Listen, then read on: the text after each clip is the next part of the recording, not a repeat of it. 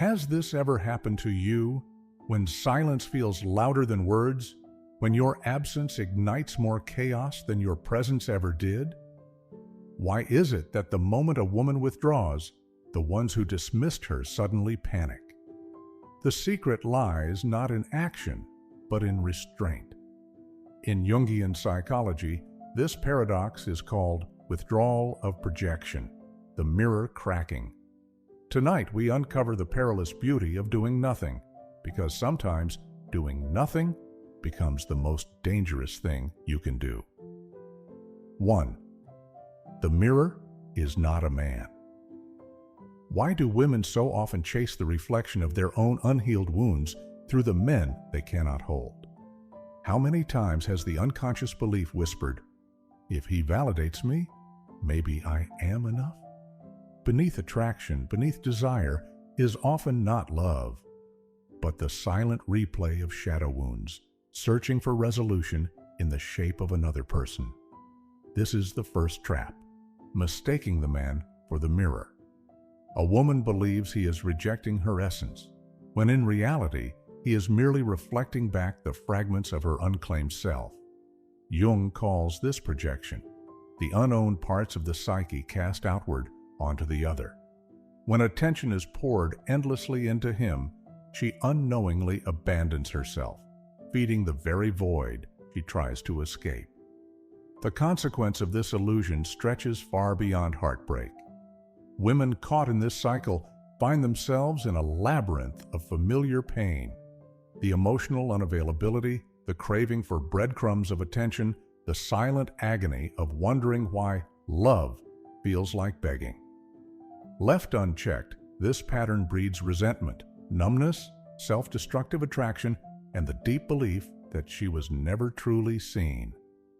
But the moment she does nothing, when she steps back and holds silence, something shifts. He no longer feels her psyche projecting onto him. The mirror shatters. Suddenly, he is confronted not with her, but with himself. And in that confrontation, regret often stirs like an unwelcome ghost.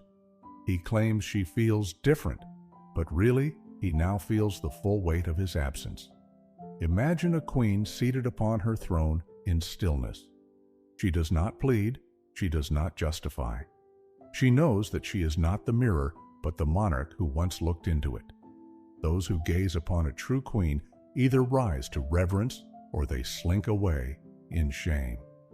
Visualize yourself now, standing at the edge of a vast lake. Its waters are calm and still. Whoever approaches cannot see you unless they dare look into themselves. This is the power of doing nothing, the power of non-projection. Those who find you irresistible are the ones who see you clearly, without their own shadow blinding them. But beyond projection lies a darker game, the battle with the void of emptiness itself. 2. Silence is a weapon, not a weakness. Why does silence terrify more than rage? Why is it that in arguments, in relationships, in dynamics of power, inaction, withdrawal, stillness, become more rattling than words ever could? The human mind abhors emptiness. When denied emotional supply, when deprived of reaction, people are forced into an encounter with their own inner chaos. Many women, however, have been conditioned from girlhood to believe silence means passivity, weakness, surrender. They were taught to fill silence with over-explaining, apologizing, or softening themselves to prevent abandonment. The result? A devastating repetition of giving away their power simply to soothe someone else's discomfort. The cost of this is immense. Every time a woman explains herself to the undeserving, every time she rushes into an anxious text or an emotional outpouring to keep someone close, she silently betrays herself. That betrayal accumulates. They call it self-loss, but really it is death by 1,000 silences misused. Yet silence, properly wielded, is not weakness. It is a weapon sharper than accusation. When a woman does nothing, she activates what Jung called the withdrawal of energy, reclaiming psychic libido back into her own center. Suddenly, the man who once fed on her emotional reactions feels starved. The power dynamic begins to invert. He must now wrestle with the void she opened, a void charged with the mystery of her absence. Think of the Greek goddess Hecate standing at a crossroads. She holds 3 torches, but only lights one. The others remain in shadow, commanding fear and reverence simply through silence. She does not chase. She lets others stumble into the dark to realize how much they once relied on her flame. Picture yourself as the storm that does not break. You say nothing. You explain nothing. You rush for no one. Watch how silence makes illusions crack. Watch how absence exposes need. Watch how stillness forces him to meet his own reflection, without your energy to shield him. Power is not in the noise one makes, but in the silence one can hold. And yet, silence has another effect. It collapses the illusion of urgency. For once urgency dissolves, so does control. That is where our journey bends next. 3. Urgency is the enemy of power. Why does panic drive people to chase? Why is it that the faster one runs after another's affection, the further that affection seems to flee? Hidden within this behavior is a deep psychological trap. Urgency does not create attraction. Urgency reveals emptiness. So many women know this feeling. The text sent too quickly, the late-night phone call begging for clarity, the anxious urge to fix what was never in their control. Jung would call this compulsion an eruption of shadow, where the unconscious fear of abandonment takes the wheel and drives without restraint. The paradox is vicious. The more a woman acts out of urgency, the more she proves to the other that she does not trust herself, that she fears being alone, that she is easily manipulated through the threat of withdrawal. And the result? Emotional availability collapses completely. She becomes the performer, the pleaser, while he grows distant, smug in his sense of control. Relationships built on urgency rot like fruit left under an unforgiving sun, sour, fragile, unworthy of true nourishment. Women trapped in urgency cycles often later describe the emptiness of regret. They remember begging, over-explaining, clinging to someone who never deserved to be kept. Worse still, urgency becomes addictive. The nervous system learns to crave the anxious high of pursuit, mistaking it for love when it is only fear. So what happens when she does nothing? When instead of sending the message, she breathes into her silence? When instead of moving into panic, she leans back into timelessness? The man suddenly feels the absence of pursuit. No one feeds his ego. No one justifies his behavior. The game collapses. In stillness, he learns the bitter truth that attraction is not sustained by what is urgent, but by what is rare. This is where empowerment awakens.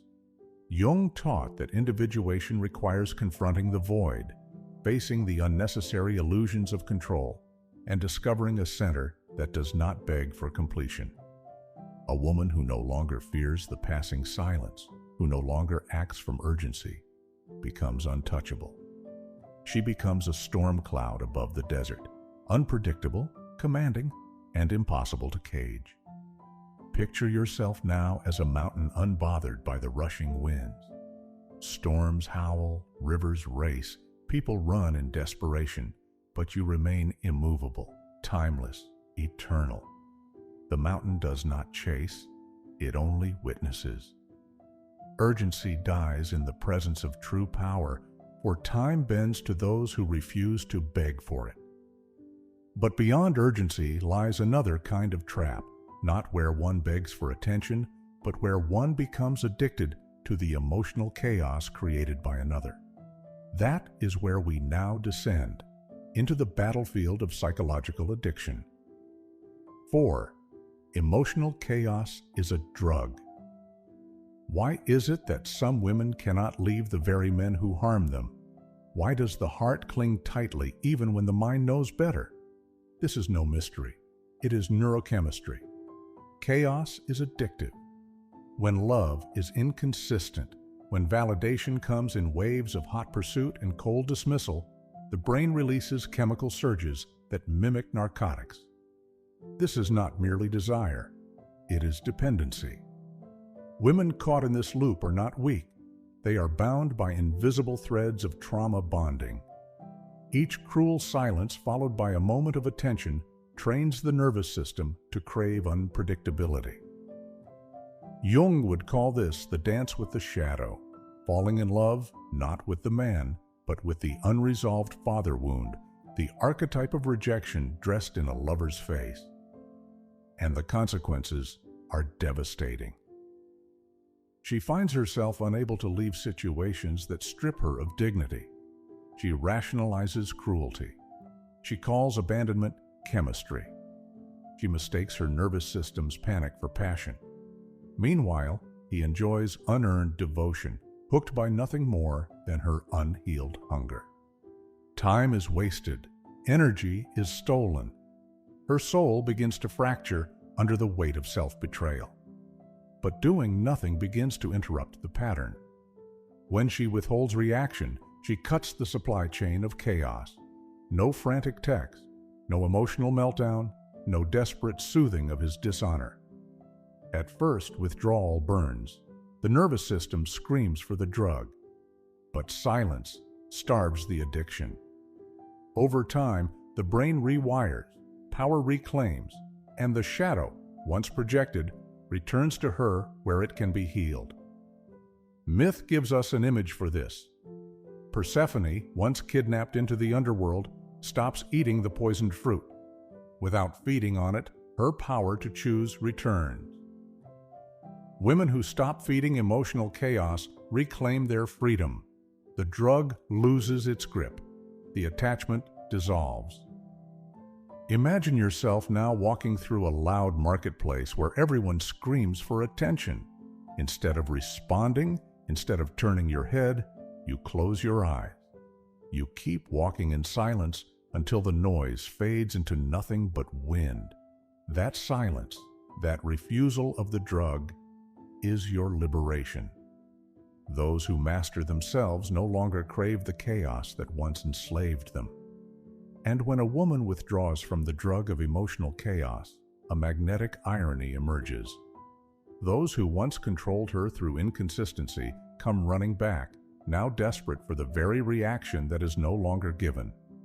What about you? Have you ever mistaken chaos for chemistry, urgency for love? What choice would you make now, knowing silence can flip the entire dynamic? Share your thoughts below, and if these truths resonate, don't forget to subscribe for more depth-driven storytelling.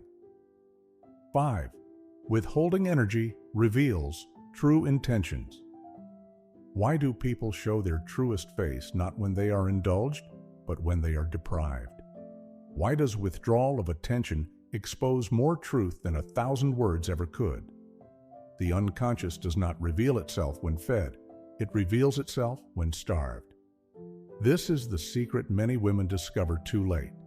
As long as she pours energy into him, answering every message, excusing every absence, explaining every hurt, she remains blind to his true nature. He plays the role she enables. His hunger is satisfied, so he has no reason to show anything else. But the moment she withdraws, when she no longer feeds his ego with emotional supply, his mask begins to slip. Some men respond with indifference, revealing they never valued her to begin with. Others react with sudden desperation, calling, pleading, promising change. This is not love. This is exposure.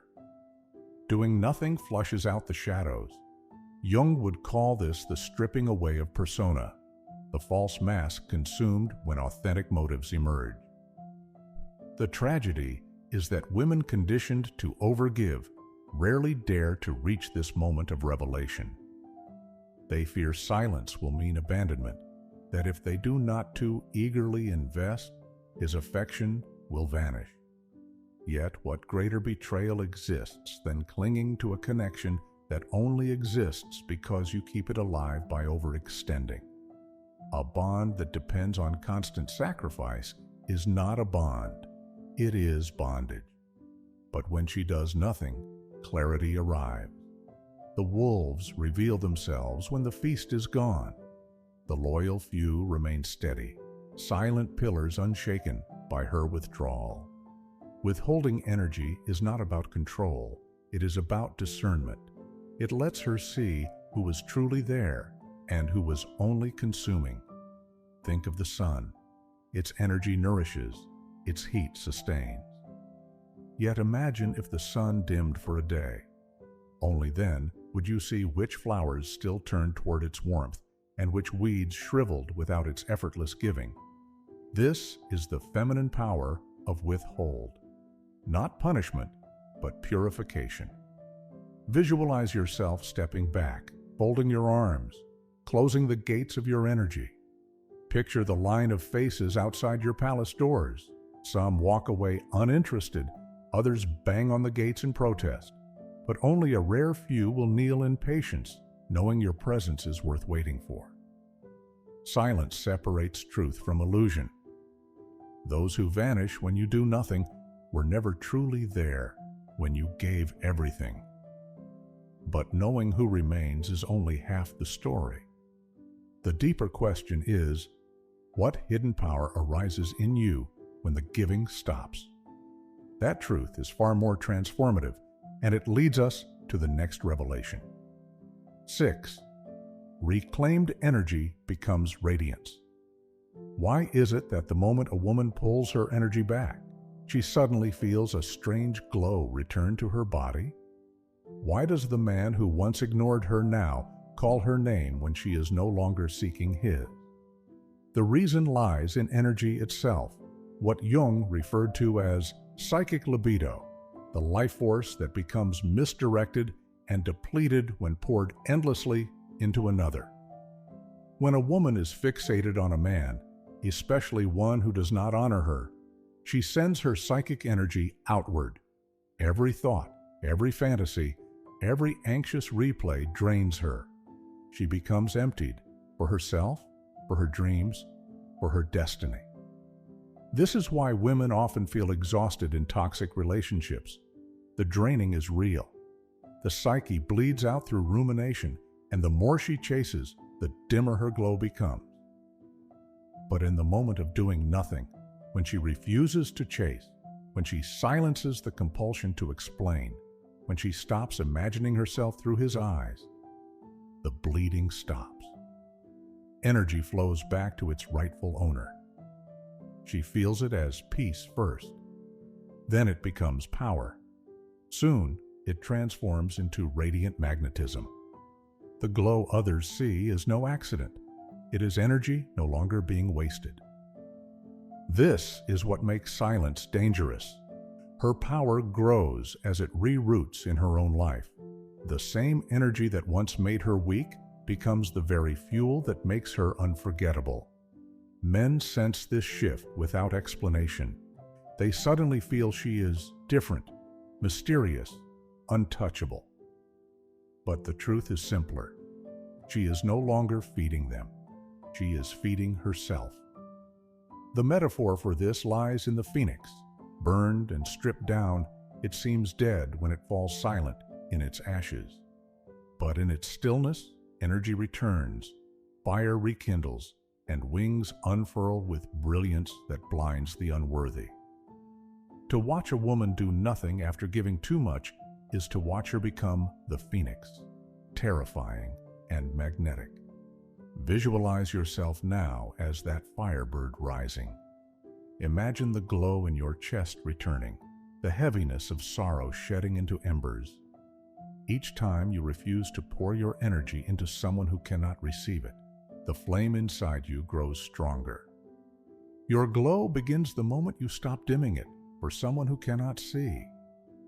And yet, this return of energy has an even deeper consequence. It not only restores a woman's inner light, it triggers in others the realization of what they lost and often the unraveling of guilt, regret, and restless pursuit. That is where we venture next, into the haunting effect of regret when silence holds. 7. Regret is born in the silence. Why does regret strike hardest only after a woman has done nothing? Why does the absence of her voice, her presence, her energy suddenly echo louder than her words ever did? Regret is not born in conflict, nor in her tears. It is born in her silence. When she withdraws, she ceases to participate in his drama. His ego feels no resistance, no reaction, no emotional volley to validate his sense of control. The silence forces him inward, back toward himself, where a mirror he has long avoided waits. Jung called this the confrontation with the shadow, the moment when the psyche can no longer project outward, but must look at its own emptiness. This is why silence cuts deeper than anger. Anger offers a battle, but silence offers nothing. Nothingness becomes unbearable. Most women fear reaching this stage, believing silence will mean losing him forever. But silence is precisely where the man begins to lose himself. He replays her absence in his mind until it becomes a presence too heavy to ignore. Regret coils first as doubt, then as longing. He wonders, what has she found? Who has she become without me? Why does the thought of her indifference feel like a wound? Her silence becomes a haunting. The irony is brutal. While once he dismissed her energy as excessive, now he aches for it. The very attention he once resisted transforms into the currency he cannot access. This is no accident. The shift happens not because she punished him, but because she did nothing, because she reclaimed the power he once fed upon. Think of salt poured into the sea. When the tide takes it back, the one who drank deeply now tastes emptiness. That emptiness becomes thirst, and thirst becomes regret. This is how silence rewires the pattern, not because she chased, but because she allowed the void to speak the truth he cannot escape. Picture yourself closing the door softly and walking away in stillness. Later, behind that closed door, he paces, replaying memories, piecing together fragments, drowning in the silence you left behind. The quiet does the talking. The absence becomes the teacher. Regret begins not when you leave with noise, but when you leave without a sound. But regret in him is not the most important part. What matters most is what awakens in you when the silence becomes permanent. And that, at last, is the final revelation. 8. Doing nothing is the final initiation. What if doing nothing was not weakness, not passivity, not hesitation, but initiation? What if silence was the doorway into becoming a woman who no longer chases, no longer bleeds, no longer betrays herself in the name of love? This final truth is that doing nothing is not a tactic. It is transformation. Jung called the ultimate path individuation, the journey of integrating all fragmented parts of the psyche into wholeness. For the modern woman, individuation often begins here, in the decision to stop overextending, stop explaining, stop pouring, stop leaking life force into those who cannot hold it. Doing nothing is not waiting for him to return. Doing nothing is learning to return to yourself. When she reaches this point, dynamics reverse completely. She no longer calculates what he feels, thinks, or plans. She is consumed instead by her own wholeness. Men who underestimated her now feel both confusion and magnetic pull, unable to reconcile her absence. But this final initiation is no longer about them. It is about her sacred silence becoming sovereignty. The cost of resisting this initiation is eternal repetition. Women who cannot embrace stillness live their lives in cycles, always chasing, always bleeding, always mistaking chaos for love. But those who pass through the initiation come out marked by a different aura, an untouchable grace. This is not arrogance. It is sacred distance, the recognition that peace is priceless and cannot be traded for crumbs. Myth gives us the image of Artemis, the virgin huntress, untouched in her wilderness. Her power does not come from isolation, but from sovereignty, her refusal to bend her life force toward the unworthy. She moves through the forest in silence, bow drawn, eyes steady. A woman who embodies Artemis energy does not beg to be claimed. She chooses. Her silence becomes a weapon, a shield, and a throne. Now close your eyes and imagine standing at the center of a vast temple. Its columns rise higher than the sky. The silence is heavy, pulsing, alive. You do nothing. You say nothing. Yet the entire room vibrates with your presence alone. That is the power of silence. It does not reduce you. It expands you.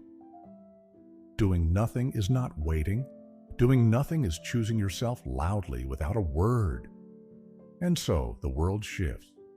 Others unravel in your absence. Regret chokes them. Emptiness gnaws at them. Illusions shatter. Yet you stand still, whole, radiant, sovereign, as if silence was never emptiness, but the beginning of everything. Quick recap. The mirror is not a man. You were never looking at him. You were staring at your own wounds. Desire was a reflection, not recognition, haunting you through his face. When the mirror breaks, you finally see yourself. Silence is a weapon, not a weakness. Words beg, silence commands. In stillness, others unravel in their own emptiness. Your quiet becomes the blade that exposes truth. Urgency is the enemy of power. The faster you chase, the further power escapes. Urgency reveals hunger, never authority. Your patience bends time, your stillness bends them. Emotional chaos is a drug inconsistency. Intoxicates, cruelty masquerades as chemistry. You called it passion, but it was poison. Refusing the drug is the only freedom. Withholding energy reveals true intentions. When you stop giving, their masks slip. The wolves expose themselves where your feast ends. What remains in silence is real. Reclaimed energy becomes radiance. Every fragment once poured into them returns to you. Glow is not given, it is retrieved. Absence of giving births your flame. Regret is born in the silence. They never feel your worth in your noise, but in the hollow of your silence, it consumes them. Absence becomes the ghost they cannot exorcise. Doing nothing is the final initiation. Nothing is not nothing. It is sovereignty. Doing nothing is how the soul speaks loudest. Your throne is built in stillness. Now breathe. Do you feel it, the strange weight within you after these truths? The quiet that lingers is not emptiness. It is the sound of power returning. Doing nothing was never about punishing them. It was about remembering yourself. It was your shadow knocking at the edge of your consciousness, asking if you would finally let it in. Carl Jung once wrote, "Until you make the unconscious conscious, it will direct your life, and you will call it fate." Silence is the threshold where fate dissolves and choice begins. Most will resist this descent, clinging to the noise of validation and urgency.